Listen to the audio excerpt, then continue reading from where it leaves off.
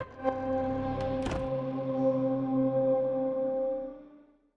Dave Walters. I say words about things. I am a writer, a storyteller, an actor, and a streamer. I am the filmmaker of the upcoming documentary Dear America from a Black Guy, and can be found anywhere fine streaming content can be found.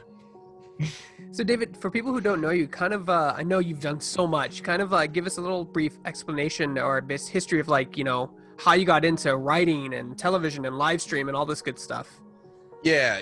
There's a theory on the internet that there's actually like 3 or 4 of me, which honestly would make a lot of sense. There's only 12 Cylon models, so it makes sense that I've been like all these same places at once. Originally, I've been writing for many years. I actually came to LA originally because I was working as a bodyguard for the band Evanescence, because I'm gigantic. I'm like 6'9", 270 with black belts in a couple different disciplines. So I came out here working security, got roped into doing movies and like creature features and things like that. I actually did not come out here to act. It just sort of happened. I came out here to write, and that opened the doors to meeting people that kind of got me into the streaming space. During those times, I was doing a lot of life coaching, and I was writing a nationally syndicated column, like a self-help motivational type thing, similar to the content I still produce to this day, I suppose. But I originally broke into the geekosphere in the streaming space as the co-host of a show called Ask Your Black Geek Friend that was talking about Black and minority people of color existing in the geek space, about the fact that we always have, and talking about pop culture through that particular lens. And doors just keep continuing to open. Had movies produced, TV produced. I'm in an upcoming series called Salvage Marines, and just one thing after another. So it's clear you've done a lot in your career, but your upcoming documentary, Dear America from a Black Guy, does seem like one of your most ambitious endeavors yet. I don't know if you agree with that or not, but I wanted to ask, how were you like nervous when you first started the Indiegogo campaign for that? Like, before you hit your goal, how did you feel like hitting that button and officially going live with that project? It's interesting because for people who aren't familiar with it, Dear America from a Black Guy is just trying to foster meaningful conversations between people, just from a place of basic respect in acknowledgement of our own humanity, that you're a person and I'm a person, because the dialogue in this nation has degenerated to the point that that's not a thing. That is the core of the Black Lives Matter movement, to be like, you do know we're human beings, right? And there's a not insignificant number of people that are like, nuh-uh. And I mean, that is insane to me. And Yeah. This is not just, conservative people are wrong, because I've been just as guilty of being, those people, flyover states. I don't want to talk to them. And I knew this needed to be done for some time. And again, I myself didn't want to. I was kind of like, I mean, if you're supporting some of these people and their policies and are okay with some of these things, then you and I have nothing to discuss. And the thing that really changed my mind was 2 things. No matter what happens in this upcoming election, although I think you all know what I'm praying to little baby Jesus happens this upcoming election, half of this country is not leaving, we're still going to have to find a way to coexist and get along. And as I shared in the video that I put out for the Indiegogo, there was a moment of silence for George Floyd in Boise, Idaho. And during the moment of silence, the counter protesters were chanting, "We don't care." And it's like, what? Like, what? Like, yeah. During we've come so far, and I guarantee you those people believe that they're the religious people that were the ones that were doing this. And I'm like, such level of just insane disrespect. We gotta do something. I have to try and do something. And 2, was I nervous about it? No, because I realized there was a chance that it wouldn't necessarily work as such. But I already produced this kind of content. I still was going to be able to do what I do. If anything, I didn't feel nervousness. I felt hope that this might be able to make a difference. And as it was trending along, I ended up extending it midway through because I got some people that wanted to help with the PR and everything. But it wasn't tracking to fund all the way going into the last weekend. We were at like 42 and the goal was 100.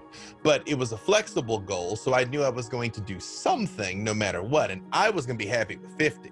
Like if I'd gotten to 50, I was gonna be like, yeah. And those last 4 days or so, it just exploded and took off.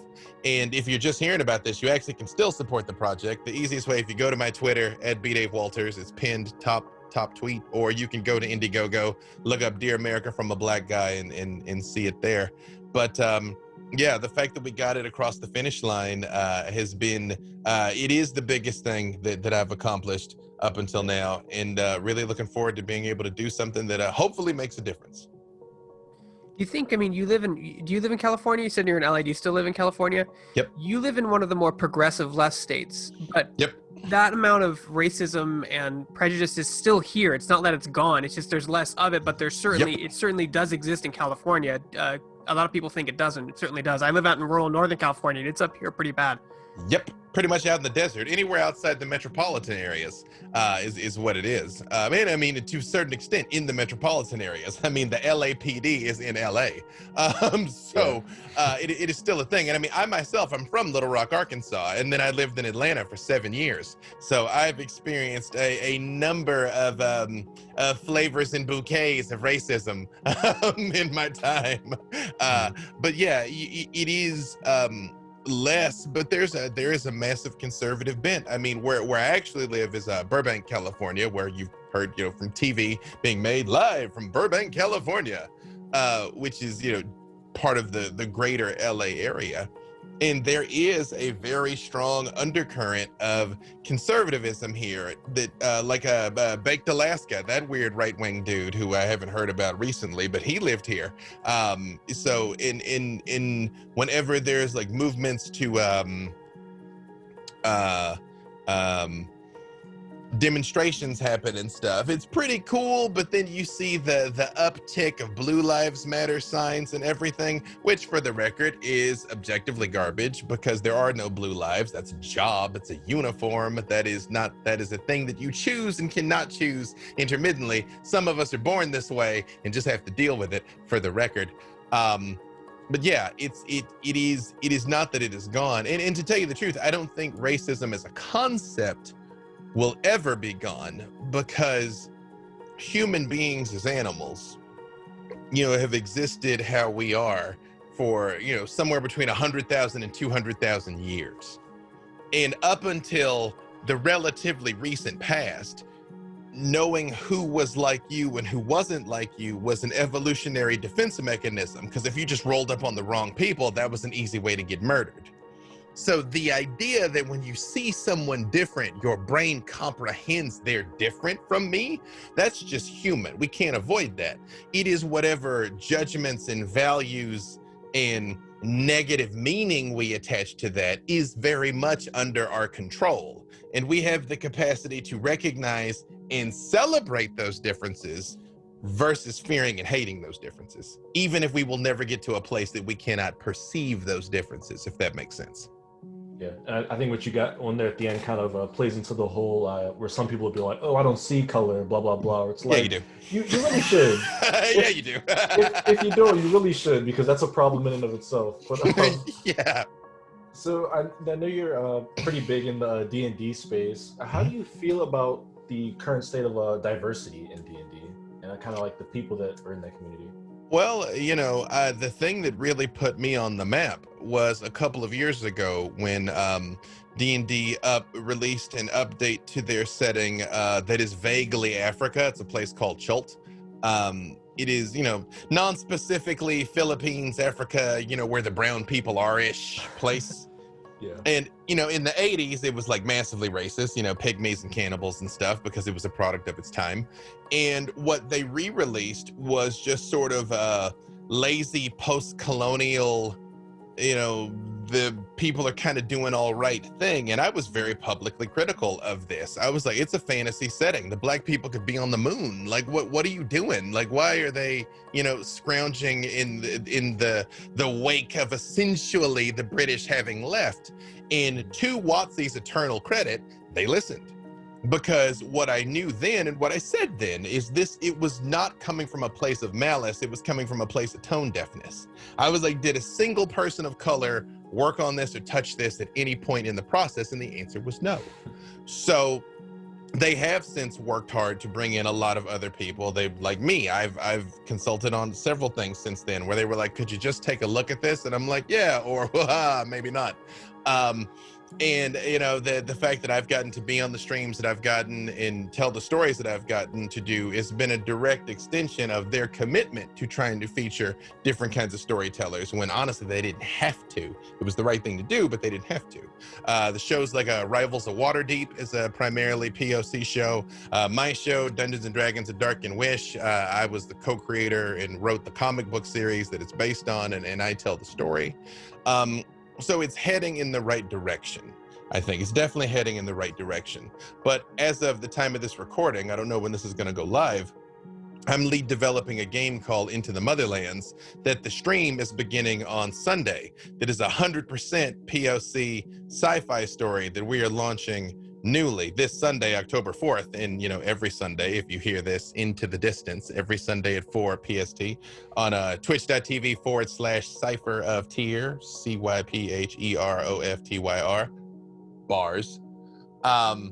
But as we've announced the fact that there is this all POC story that is coming out, we are mostly getting a lot of positive feedback and excitement, but there's still that undercurrent of like, but where are the white people? And it's like, if you don't sit down, if you don't have all the seats, I'm gonna get banned off Twitter from what I'm about to say to you. Yeah. Yeah, it's like, go watch literally any other show in the space.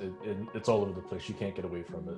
Which is a common rebuttal you see. I think people really show their cards when they say stuff like that. It's like, oh, but if this show was all white, then what would you say? Well, the show is all white. All of the other ones are all white. Yeah. Literally the rest of them. Yeah. For sure.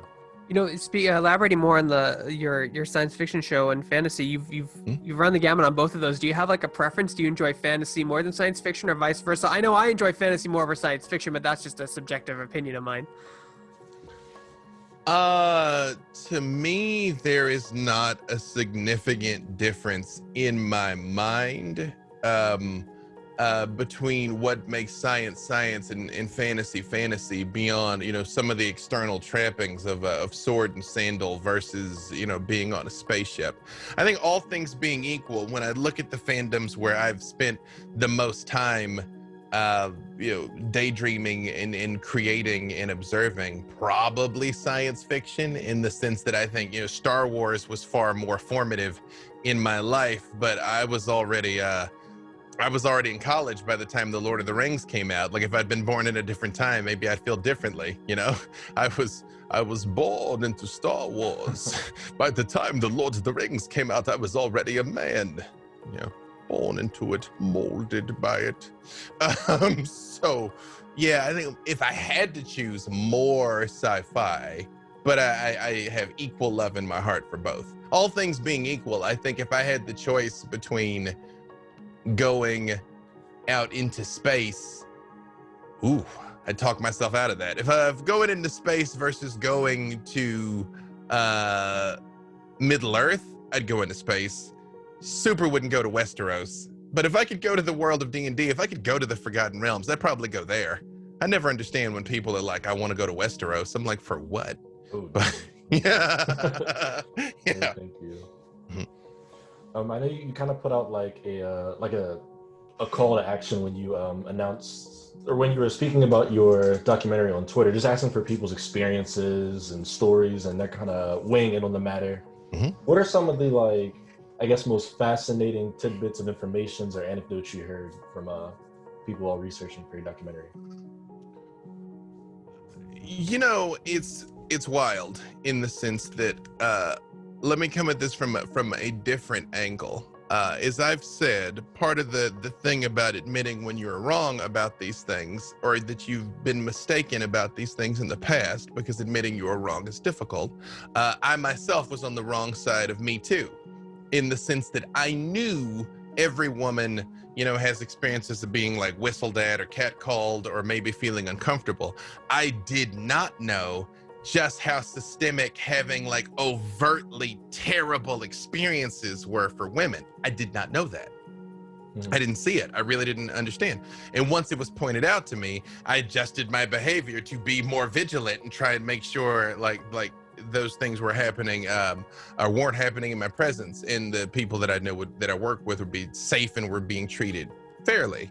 I think it's the exact same thing when it comes to racism and intolerance. A lot of times people that are especially engaging in diet racism don't even know that they're doing it.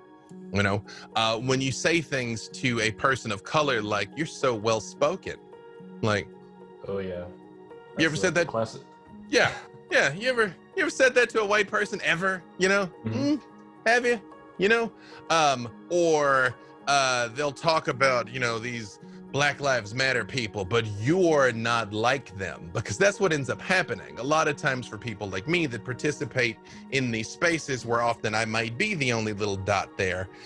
You get the, "Oh, but you're not like them, you're different." And it's like, I'm not though, because that's what you have to understand is when these reports come out of unarmed Black people being killed, that's me, that's my dad, my uncle, my friends. Because if something were to happen to me tonight, by the time they ran me through the media grinder, they'd be putting out the darkened pictures of me looking gruff and like, well, he was, trained and knew how to fight. He did post a number of hostile things on Twitter, and all the spin and everything that came out of it. And so to your point about the anecdotes, I have not so much received a lot of unusual anecdotes about racist experiences because I myself have lived it. What's come out of it is more people when they're sharing things that happened to them, my non-POC friends being like, "Oh, really? That happens?" Like, yeah. When you see a cop drive by, you're not filled by a sense of comfort, you're filled by a sense of dread. One of the stories that I shared in the process of making the documentary is I've got two little girls. They're 9 and 12 now. And their whole lives, I've taught them that it's like, hey, if you need help, talk to a police officer. If you get lost, find a police officer. When the cops drive by, I have them wave at the cops, right? And I do that for two reasons. One, they're kids. When the time comes, I'll explain to them what's really up. And quite frankly, them having lived through the recent Black Lives Matter protests this summer, George Floyd, I've already had to start explaining some things to them. But I'm like, you got time to become militant, For now, be a child. But the second thing is that, as aforementioned, I'm gigantic. I walk around Burbank all the time. I tend to go like walking and running at night, and this is not a big place. And I want those cops to have those memories of me with those two little girls waving at them in the back of their minds, because if we ever run across each other, I want them to know that about me. How messed up is it that that's a calculation that I have to do in my own mind? But that's life in America, That's life for a Black male in America. And sharing stories like that with people who never would have even thought of such a thing has been what has come out of it, mostly, so far at least. David, you're very transparent in all your mediums, whether it's Twitter or your Indiegogo site or whatever you're doing on stream. Why do you think that's so important? I've met a lot of influencers where it's not a bad thing, but they kind of, when the camera turns on, they become a different person. When it turns off, they're back to a different person. But you're the same across all your platforms. Why do you think that's so important to get that across? Oh yeah, man, there's only one me. People smell BS. People smell BS. And of course, when you're an actor and you clock in to play a role and you clock out, I think people expect that.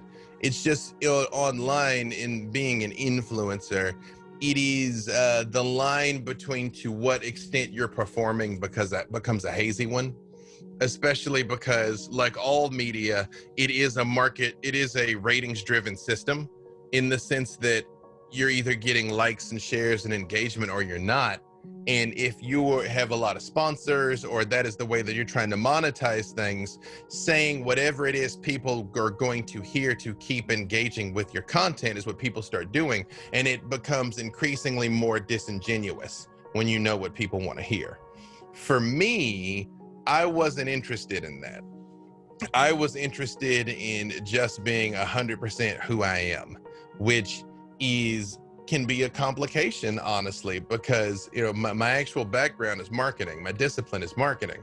And if I had me as a client, I very much would be like, pick one thing and stick with it. Let everybody know you for that, and let that be who you are, and let that be your message, and always stay on message. But that isn't what I wanted to create for myself. I'm fortunate enough that I get to participate in multiple environments, that I do get to write TV and write for movies and write comic books and stream and act. I mean, I'm very fortunate with the opportunities that have been afforded to me. And quite frankly, I've worked really, really, really hard to make the most of those opportunities. I don't feel the need to hold that back. So I don't know, man. It's just part of it is my nature. Part of it is when I spent time in the corporate world, I had to spend so much time sublimating myself and keeping things to myself that I was like, man, if I'm gonna have my own thing that I do and I'm in control of the face that I show to the internet, it will be my authentic face. So, and let the haters hate, man.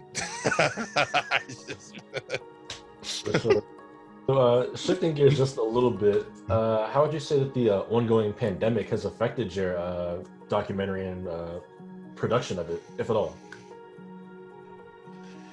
Well, I will answer this question in two ways, because I do not want to ever feel or sound like I'm being insensitive to the reality of the pandemic, because a lot of people are suffering right now. A lot of people are suffering catastrophically right now, both economically, lost loved ones, fear, stress. This is a time of untold challenge for the country and for the world.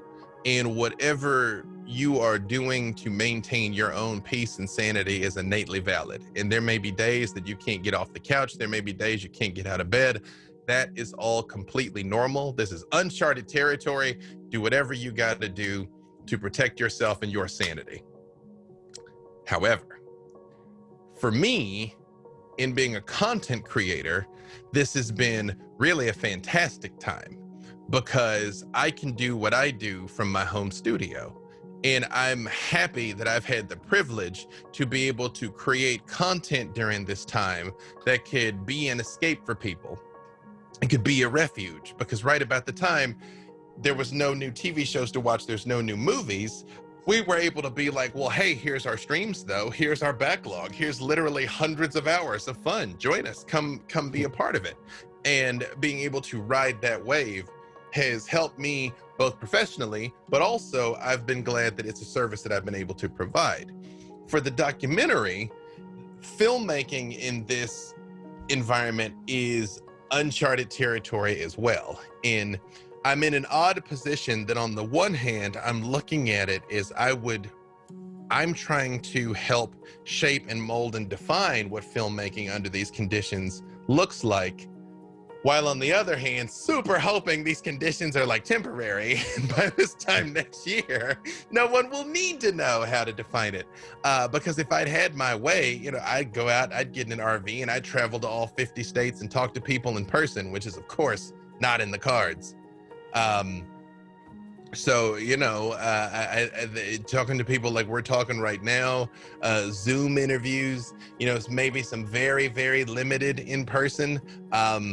It's uncharted territory, man. It's uncharted territory. But I do think that, again, talking about looking at things tactically, after the George Floyd protests, and there was this huge outpouring of generosity and donations to things like the Bail Project and things of that nature, I didn't want to interfere with that in any way, because that's human beings' real lives right now that are at risk. But I didn't want to wait so long that people had forgotten about it, because something I think what what many Black Americans have come to realize is whenever something tragic happens, whenever we have the dead Black person du jour, there's always a spike in compassion and then it goes away. And it wasn't until I realized that something was different with this George Floyd thing that I was like, oh, wait, you guys are actually upset about it this time. Oh, you care. Oh, okay. Well, if you guys want to talk about it, let's talk about it. And that was when I started producing the content and really getting involved in the conversations, because I mean, I knew it, every Black person knows it, but we were like, nobody's listening because they don't care. And it's like, oh, but some of you do now. Cool. I tried to time the documentary in such that I wasn't taking away from the major and necessary donations for people that would maybe have been wrongly imprisoned in light of this and everything else, but not wait so long before people quit paying attention. And I think I laid it in there just about right, honestly. But we'll see, you know, and the sad fact is, I think if I'm lucky, the movie's going to take about a year to put out. I hope. I mean, I don't mean to say that cursed by hubris that I come back a year from now and I'm still slaving away at it. But one way or another, it's going to be just as necessary next year. Dare I say more necessary, because whoever wins in November is still going to be static next year. And if the wrong person wins in November, it's going to be a lot of static next year. So either way, I think it's going to arrive right on time, as everything does, I suppose. I mean, as an editor, I'm going to tell you right now, whatever schedule you have for post, double it. Always double it. yeah. That's having been a part of low budget, micro budget filmmaking before. I realized that's the thing everybody forgets is post. So I started with post. I budgeted for post first. And a lot of that stuff is still coming together. I knew I had an idea in my mind of what I'm trying to accomplish with the project, but I couldn't be sure until it was done and I saw what my resources were. Obviously, what you can do for 50,000 is different than what you could do for 100, which is different than what you could do for 1 million. So now that we actually have the resources in hand, it's coalescing a lot clearer. And then one of the things is a lot of people read about, you know, the racism in Hollywood and television, and, you know, minority actors not getting their fair share. But what's the biggest misconception do you think people have about being a minority in the film and television industry? The biggest misconception the public has, the biggest misconception the industry has? It can be either. I mean, whatever you think is more important or more, you know, valuable to get out there. Honestly, I think maybe both. That if you have more than 2 Black leads, it's a Black show or a Black movie. You know, that happens a lot. That if you have, and not even a majority POC cast, more than 2, that now makes this urban. And it's like, but it doesn't though. Like what are you talking about? Like, it could just be objectively good, you know? And I mean, of course, demographics being what it is, of course, some entertainment is intended for Black audiences, but that doesn't make it good. You look like Friday. Friday's one of the funniest movies ever made. And yet still Friday was for Black audiences, and yet everyone could enjoy it. Black Panther was not for Black audiences, it was for everybody. But there was a big debate leading into it. Like, we don't think of this now because we only know it as a smash hit.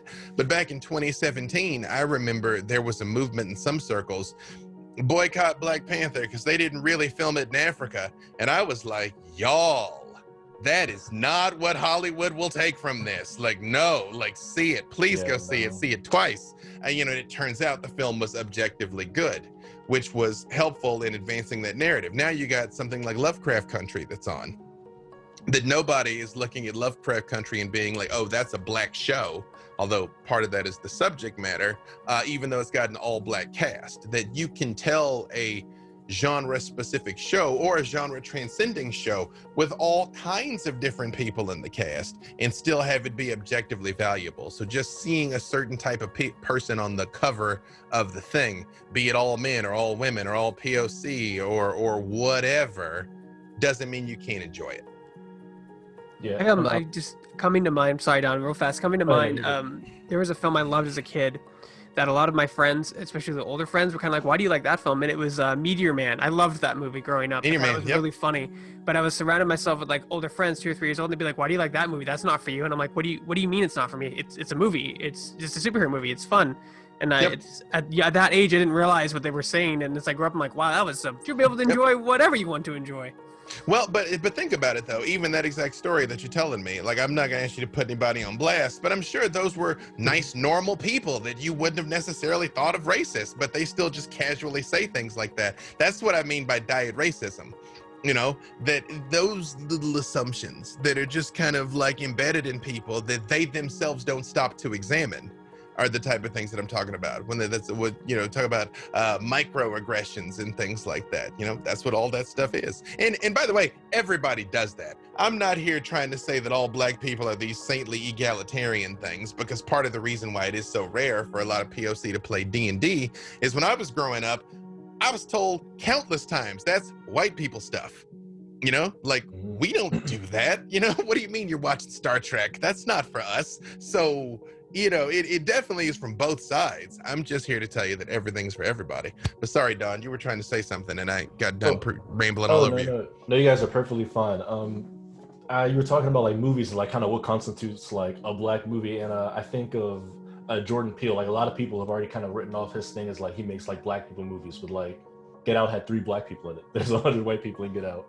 And then I remember Us, you know, he did like the full black cast, and I believe, I hope I'm not like misquoting him here, but he did an interview where he said like in the future he plans to do more like black majority casted films, and that for whatever reason became like the controversial discussion on Twitter. Was like, is that okay for him to just say that for the foreseeable future all his movies are just going to be dominated by a black cast, black families, black offices, you know? So just kind of what I thought of there.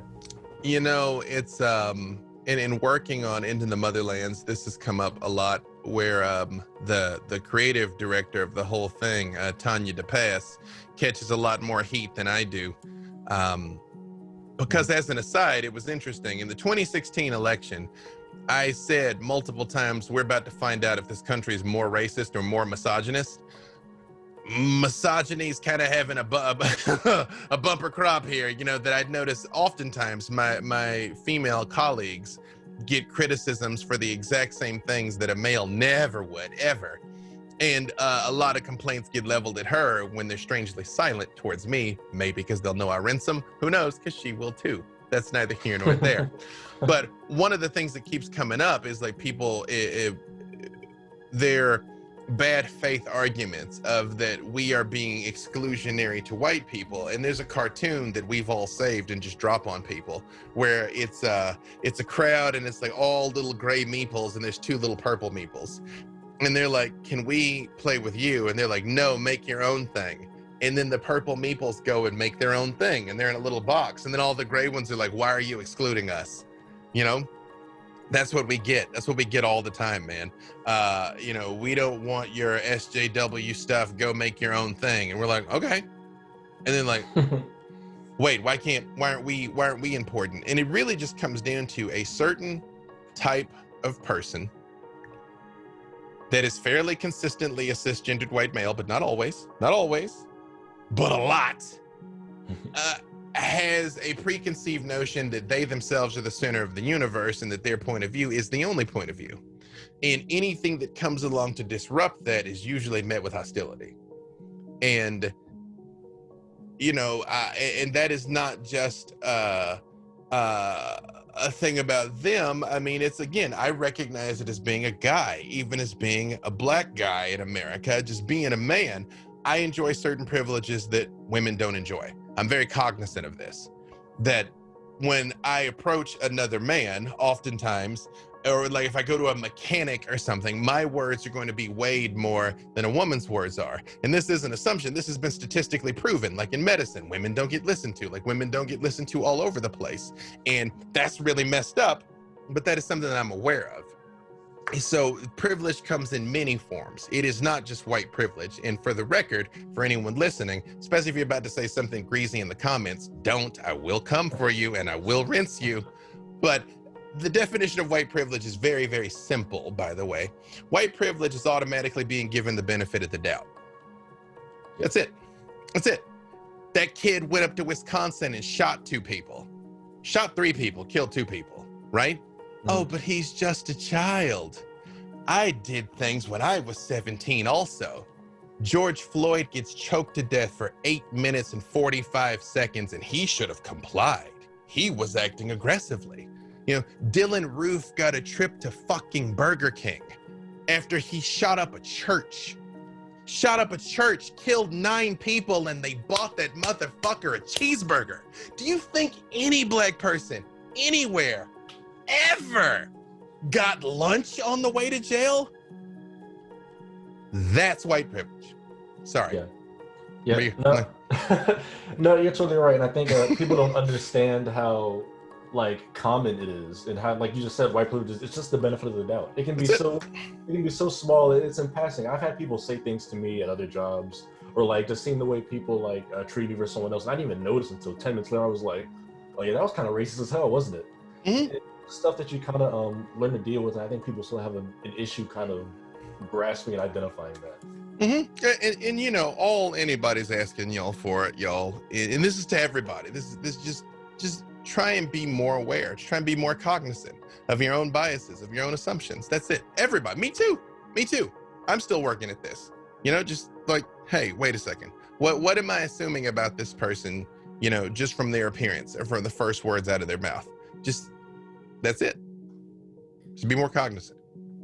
One of the things, David, I think it's important just to get it out there, since you have this platform to do it on, is what can non-POC people do to support your movement? Like, what can white people do to help you, you know, expand this movement without crossing that line or getting too, you know, into that weird area, you know? You know,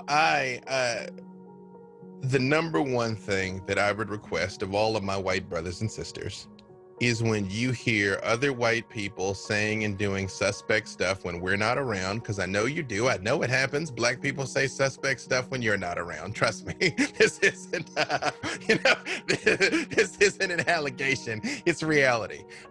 Challenge those things, man. Challenge those things. It doesn't mean that you constantly have to have strife in your home or be arguing with your family. Like, you have the right to enjoy Thanksgiving dinner and Christmas. You don't have to check your racist grandpa constantly, but check your racist grandpa. You know, when he comes back and starts babbling things he saw on Hannity that aren't true, lovingly correct him. Lovingly tell him the truth. If you hear a friend say something that is racist or misogynist, or, you know, just generally hostile, or, you know, is anti-Muslim, anti-Semitic, literally anybody, be like, hey man, come on, that's not cool. Like, but that's not cool, you know?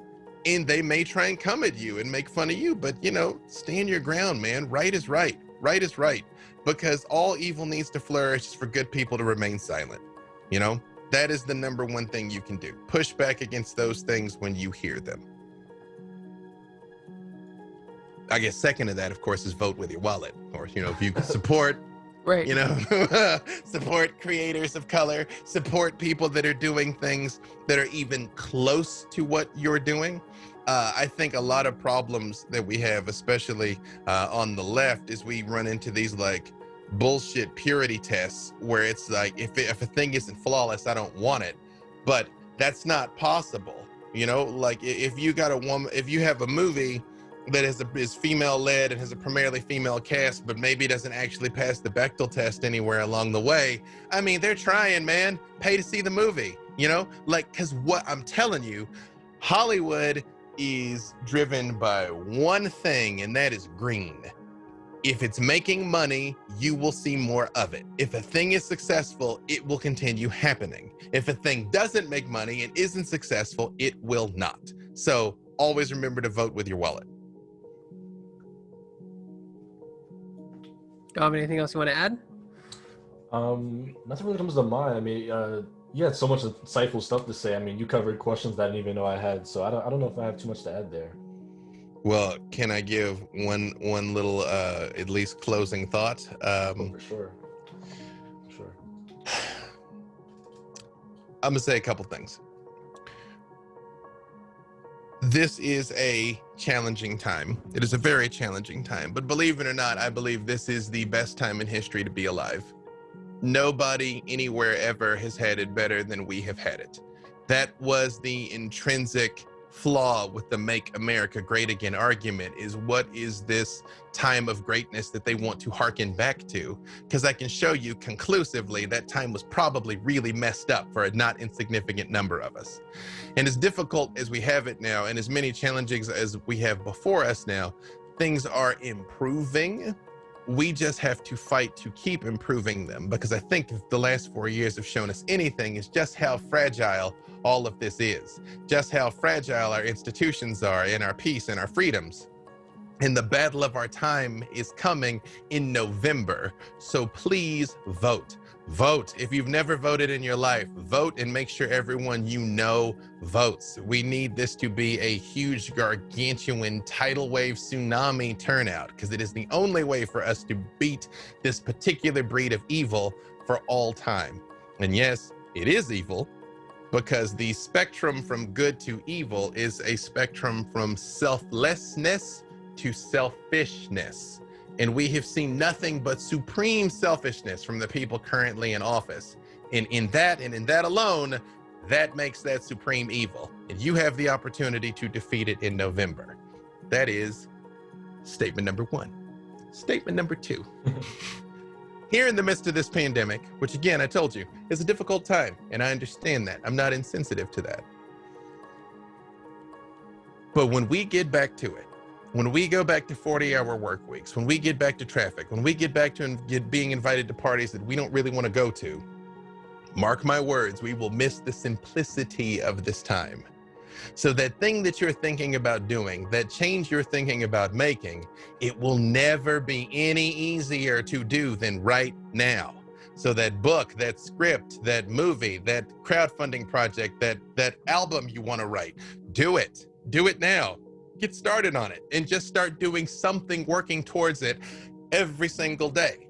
Everybody always asks how it is I managed to accomplish all this insane crap. And the answer is because I do something every single day. Just keep chipping away at it, because there is only one thing that every single human being on earth is equal in, and that is time. We all have 168 hours in a week.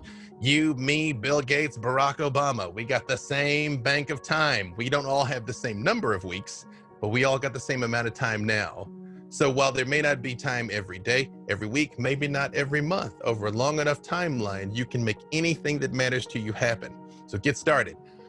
Hit me up. My Twitter, @BDaveWalters. My DMs are open. If you got questions about any of this, if you need help, hit me up. I will help you. I'm going to tell you again, you come talking nonsense, I will publicly embarrass you, but otherwise, I look forward to chatting.